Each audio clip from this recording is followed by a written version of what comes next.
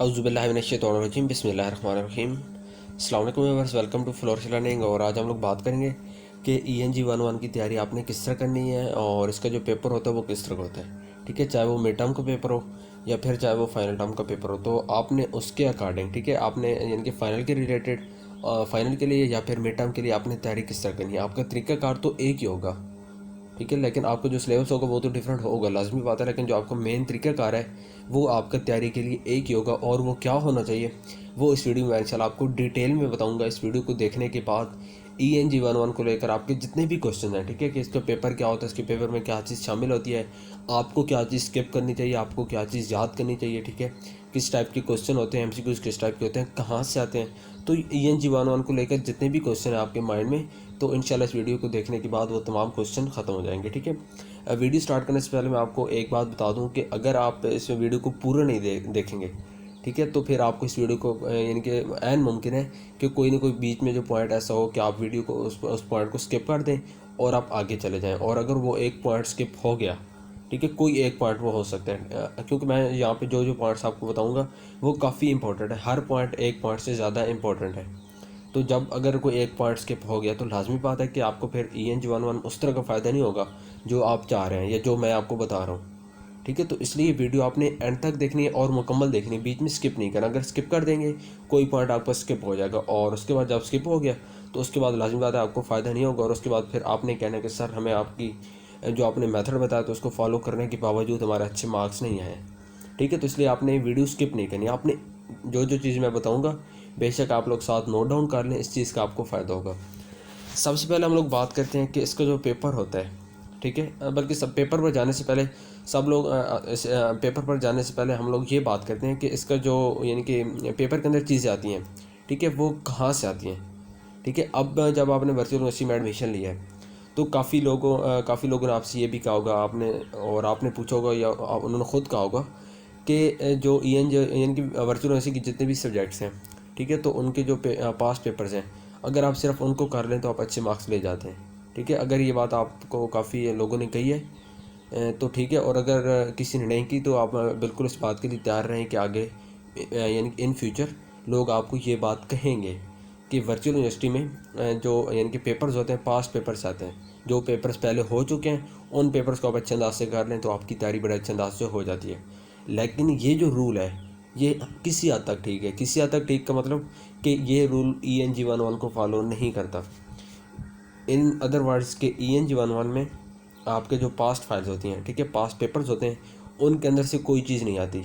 कोई MCQs आपका आ जाए तो आपकी लक होती है, ठीक है, आपकी गुड लक होती है कि कोई आपका MCQs आ गया। अदरवाइज़ ENG 1 की जो यानी कि आप ये कहते हैं पास्ट से आने की रेशो है as compared to other subjects बहुत ज़्यादा कम है, बहुत ज़्यादा लो है। ठीक है, तो इसलिए आपने किसी की बात पर यकीन नहीं करना फॉर ENG 1 के ये पेपर पास से आएगा, क्योंकि ये एक जनरल किस्म की बुक है। ठीक है, इसके जो MCQs होते हैं वो भी जनरल होते हैं, इसके जो डिस्क्रिप्टिव क्वेश्चन यानी कि सब्जेक्टिव पार्ट होते हैं वो भी जनरल किस्म के होते हैं। अब जो जनरल किस्म की बुक यानी कि बुक होती है तो उसके जो फिर क्वेश्चन होंगे, लाजमी बात है उसका मटेरियल बहुत ज़्यादा होता है, तो वो कहीं से पिक कर सकता है। हैंड आउट्स के अंदर से नहीं, यानी कि ना से जो उसने एक दफ़ा दे दिया तो क्या वो लाजमी देगा। इस बुक का जो यानी कि मटेरियल है बहुत ज़्यादा है, हर दफ़ा कंसेप्ट वही होंगे लेकिन लफ्ज़ चेंज हो जाएंगे, मटेरियल चेंज हो जाएगा। तो इसलिए कह रहा हूँ कि पास्ट वाले पे आपने रिलाई नहीं करना ओनली फॉर ENG 1। बाकी सब्जेक्ट्स के लिए अगर आप कर लें तो जिनके लिए करना है तो आप में अगर इनकी किसी सब्जेक्ट में आपको मसला है तो वैसे बेहतर होता है कि आप हैंड आउट्स को रीड करें, पास्ट वाले पे कम रिलाई किया करें। ठीक है, उसके बाद हम लोग बात करते हैं कि इसका जो यानी कि ENG 1 है क्या। तो ENG 1 की जो बुक है ये इंतहाई आसान किस्म की बुक है। ठीक है, बहुत आसान बुक है, इसमें कुछ मुश्किल नहीं है। अगर आप इसको देखें तो इसके काफ़ी ज़्यादा यानी कि हैंड आउट्स में पेजेस काफ़ी ज़्यादा हैं, तकरीबन 290 प्लस पेजेस हैं। उनको देखने से आपको यही लगता है कि यार ये बहुत मुश्किल बुक है। ठीक है, फर्स्ट में आप लेक्चर्स को देखते हैं और उसके बाद आपने लेक्चर सुने हैं वीडियो के, ठीक है, और उसके बाद आपने इन हैंड आउट्स को देखे तो आपको लाजमी बात आपके माइंड में तो ये बात आई होगी कि यार ये बहुत मुश्किल बुक है। लेकिन ऐसा हरगिज़ नहीं है। ENG 1 आपकी जो पूरा कोर्स है, ठीक है, मैं ये कह सकता हूँ आपके कोई भी कोर्स है, BS सॉफ्टवेयर इंजीनियरिंग है, BS इंग्लिश है, BS कंप्यूटर साइंस है, BS IT है, MCS है, कोई भी है, तो ENG 1 आपका सबसे आसान सब्जेक्ट है पूरी डिग्री का।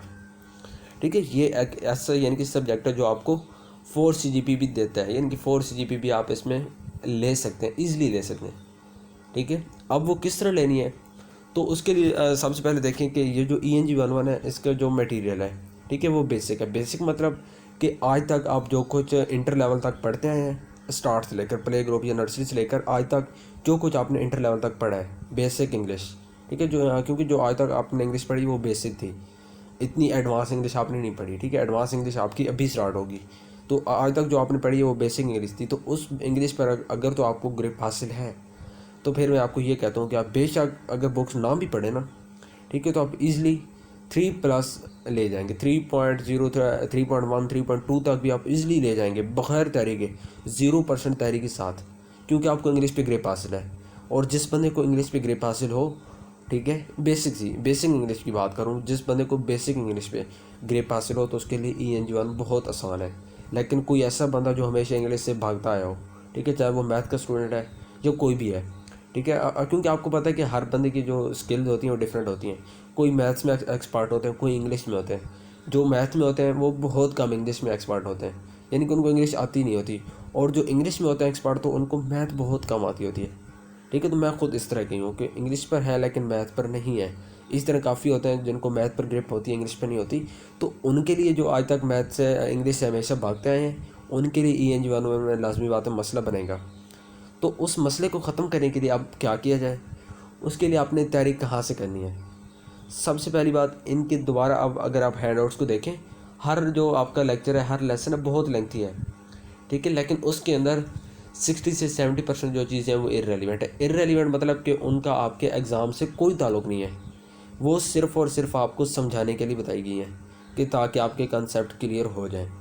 ठीक है, वहाँ पे आपको एग्जांपल्स भी दी गई हैं, वहाँ पे आपको प्रैक्टिस एक्सरसाइजेज भी दी गई हैं, वहाँ पे आपको काफ़ी चीज़ें दी गई हैं जिससे आप अपनी प्रैक्टिस कर सकते हैं और आपको आइडिया हो सकता है कि आपने ऊपर जो चीज़ पढ़ी है क्या उस पर आपको ग्रिप हासिल हो गई है।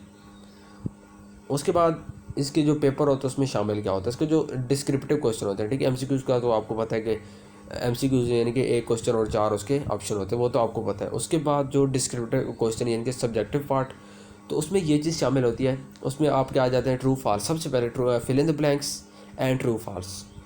अब ये बात आपने आज तक कभी सुनी है कि डिस्क्रिप्टिव क्वेश्चन यानी कि सब्जेक्टिव पार्ट में ट्रू फॉल्स और फिल इन द ब्लैंक्स हो? यकीनी बात आपने नहीं सुनी होगी, ना ही आपने कभी देखा होगा कि यार शॉर्ट क्वेश्चन या लॉन्ग क्वेश्चन के अंदर वो फिल इन द ब्लैंक्स और ट्रू फॉल्स आ रहे हैं। तो ENG-1 में ये चीज़ है, डिस्क्रिप्टिव क्वेश्चन यानी कि सब्जेक्टिव पार्ट में आपके ट्रू फॉल्स और फिल इन द ब्लैंक्स आएंगी। उसके बाद सेंटेंस के एरर आपको, यानी कि कोई सेंटेंस आपको दे दे, उसका एरर आपने ख़त्म करना हो। ये एरर वाला जो टॉपिक है ये आपका फाइनल टर्म के सिलेबस में शामिल है। उसके बाद कोई सेंटेंस आपको दे दें, कोई पैराग्राफ आपको दे दें, आपको कहा जाए कि इसकी यूनिटी फाइंड करें, इसकी यूनिटी क्या है, ठीक है, इसमें जो कोहेरेंस है वो क्या है, इसमें टॉपिक सेंटेंस क्या है, इसका मेन आइडिया क्या है, इसकी स्पोर्टिंग डिटेल्स क्या है व्हाट्सएप में, ठीक है। तो ये सारी चीज़ें आप तभी बता सकेंगे जब तक आपको इनके ऊपर ग्रिप हासिल नहीं होगी। तो अब यहाँ पे ये क्वेश्चन पैदा होता है कि इन टॉपिक्स ऊपर ग्रिप हासिल कहाँ से की जाए। तो उसके लिए आपने शार्ट लेक्चर लेने हैं। जो वीडियो के लेक्चर्स हैं उनको अगर आप देखें तो काफ़ी मुश्किल है, ठीक है। एक जो बिगिनर्स हैं उनके लिए मुश्किल है, जिनको इंग्लिश पर इतनी ग्रिप हासिल नहीं है उनके लिए मुश्किल है। दूसरा, वो लेक्चर बड़े बोरिंग किस्म के हैं, ठीक है, उनको देखने के बाद नींद आने लगती है, इट्स फैक्ट, ठीक है। तो आपने क्या कहना है, यूट्यूब पे आके आपने शार्ट लेक्चर फाइंड आउट करने हैं। काफ़ी लोगों ने आई थिंक इस पर यूट्यूब पे कवर किए हैं, ठीक है। तो आपने किसी की भी, यानी कि जिसकी आपको कोई मैम है, कोई ये सारे जिनकी आपको अच्छे अंदाज में समझ आ रही है, तो उनके लेक्चर्स आप ले लें। उसको लेने के बाद आपको ये फ़ायदा होगा कि आपके कंसेप्ट क्लियर होंगे। कंसेप्ट क्लियर हो जाएंगे तो फिर पेपर में, जैसे मैंने पहले बात किया है कि मटेरियल सेम होता है, ठीक है, मटेरियल ये इसी बुक वाला ही होगा, लेकिन जो वर्डिंग होती है वो चेंज होती है, जो वर्ड्स होते हैं वो चेंज होते हैं, जो मटेरियल अंदर होता है वो चेंज होगा। तो वो अगर चेंज हो भी जाए और चेंज होगा तो जब आपके कंसेप्ट क्लियर होंगे, क्योंकि जो बेसिक कंसेप्ट हैं वो यही होंगे बुक वाले, ठीक है। तो जब आपके बुक वाले कंसेप्ट क्लियर होंगे तो बेशक मटेरियल जो मर्ज़ी आ जाए, बेशक पास से पेपर आए ना आए, आपने पेपर अच्छे अंदाज में कर लेना है क्योंकि आपके कंसेप्ट क्लियर हैं। तो शार्ट लेक्चर से आपको बड़ा फ़ायदा होता है कि आपको यानी कि कंसेप्ट शॉर्ट टाइम में क्लियर करने में बड़ी मदद मिलती है, ठीक है। और उसके बाद अब यानी कि जब आपने शार्ट लेक्चर ले लिए, शार्ट लेक्चर्स आपने ले लिए, आपके जो कंसेप्ट क्लियर हो गए हैं, उसके बाद हर लेक्चर के एंड पे आप देखें तो आपको ट्रू फॉल्स भी नज़र आते हैं, आपको फिल इन द ब्लैंक्स भी नज़र आती हैं, और उसके अलावा आपको प्रैक्टिस एक्सरसाइजेज भी वहाँ पे नज़र आती हैं। ठीक है, तो जब आपके कंसेप्ट क्लियर हो जाए, आपको ऐसा फील हो जाए कि हाँ यार, अब मेरे ENG-11 के जो कंसेप्ट्स हैं वो मेरे क्लियर हो गए, इसके बाद आपने इसको ईजी नहीं लेना, आपने प्रैक्टिस करनी है। प्रैक्टिस कहाँ से करनी है? प्रैक्टिस से हर लेक्चर के एंड पे प्रैक्टिस एक्सरसाइजेज दी गई हैं, मोस्टली लेक्चर्स के एंड पर दी गई हैं, और जिनके एंड पर नहीं दी गई हैं वहाँ पे फिल इन द ब्लैंक्स या फिर ट्रू फॉल्स, इस तरह की चीज़ें लाजमी हैं। ठीक है, तो इनको आपने स्किप नहीं करना। आप इनको ये मत समझेंगे ये वैसी हैं, बस उन्होंने वैसे दे दिया, ये वैसे नहीं है। ये आपके पेपर में आ सकती हैं और आती हैं। जो ट्रू फॉल्स होते हैं वो भी यहीं से आ सकते हैं और कई दफ़ा आते हैं। ठीक है, और उसके बाद जो फिल इन द ब्लैंक्स हैं वो भी आपकी यहीं से आती हैं। और जैसे मैंने पहले बात की कि डिस्क्रिप्टिव क्वेश्चन में ये चीज़ होती है, जो true false fill in the blanks MCQs में तो लाजमी बात है आ सकते हैं, लेकिन descriptive question, short and long question में भी आपके true false fill in the blanks इस तरह की चीज़ें आ सकती हैं। और उसके अलावा जो यानी कि जब आप इसको देखेंगे, ठीक है, तो आपने जब आपके कंसेप्ट क्लियर होंगे उसके बाद आपने हैंडआउट्स पे आने के बाद उस पर हर लेक्चर के एंड पे जो प्रैक्टिस एक्सरसाइज हैं और उसके बाद जो वहाँ पे फिल इन द ब्लैंक्स और ट्रू फॉल्स हैं उनको आपने कर लेना है। उसके बाद देखिए यहाँ पे अब मैंने लेसन नंबर 4 को ओपन किया, वही मैंने आपको जस्ट एग्जांपल दे रहा हूँ कि यहाँ पे कितनी चीज़ें इररेलेवेंट है।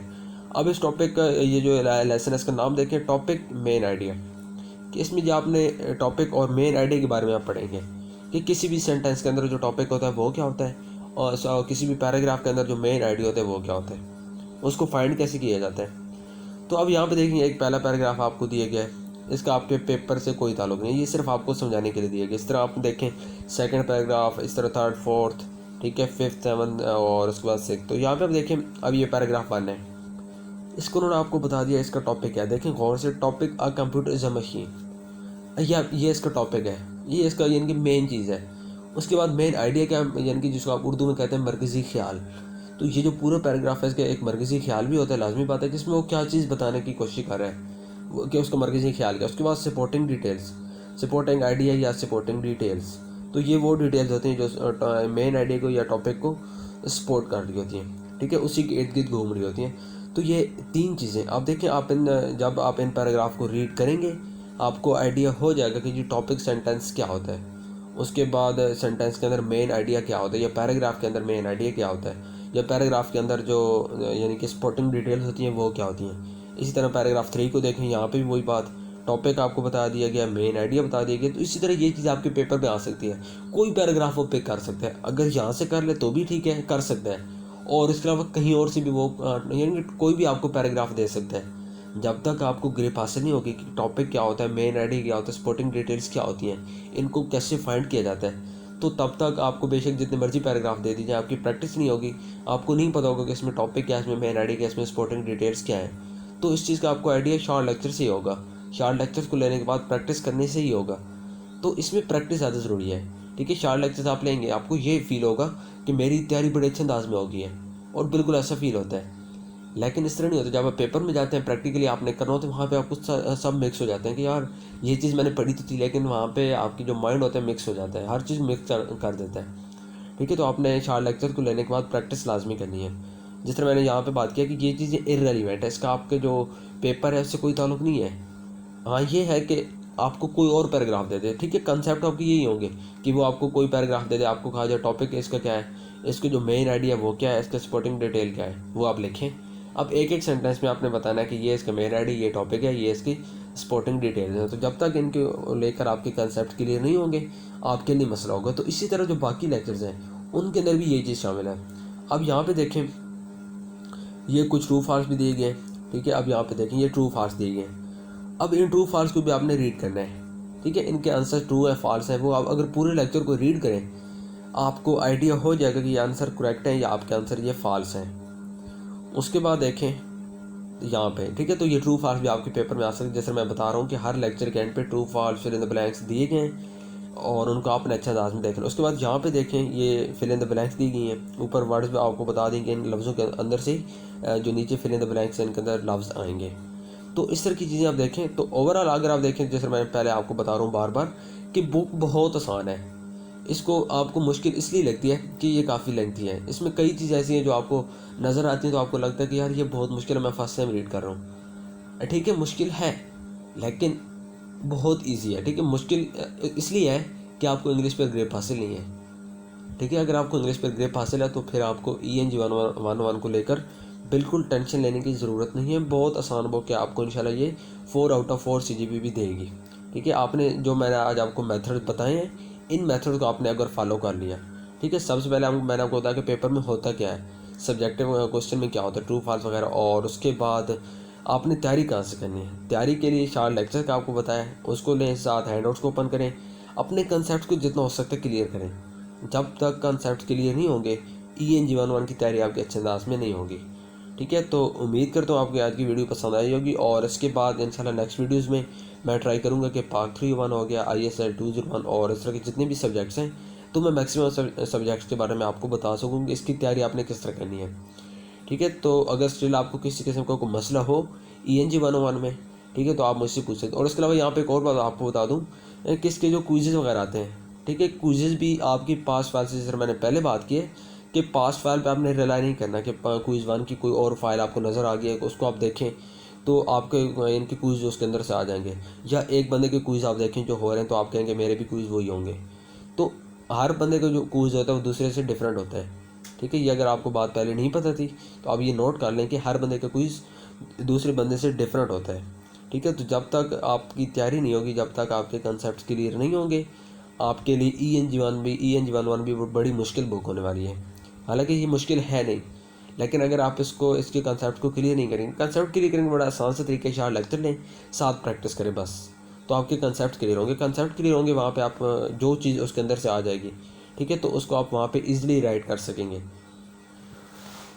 तो उम्मीद करता हूँ आपको आज का लेक्चर पसंद आया होगा। इसके बाद इंशाल्लाह जितनी भी मैं वीडियोस अपलोड करूँगा इंशाल्लाह वो भी आपको पसंद आएंगी। काइंडली चैनल को सब्सक्राइब कर लें और उसके अलावा बेल आइकन बटन को प्रेस कर लें, ताकि आइंदा जितनी भी मैं वीडियोस अपलोड करूँ आपको फ़ायदा हो सके।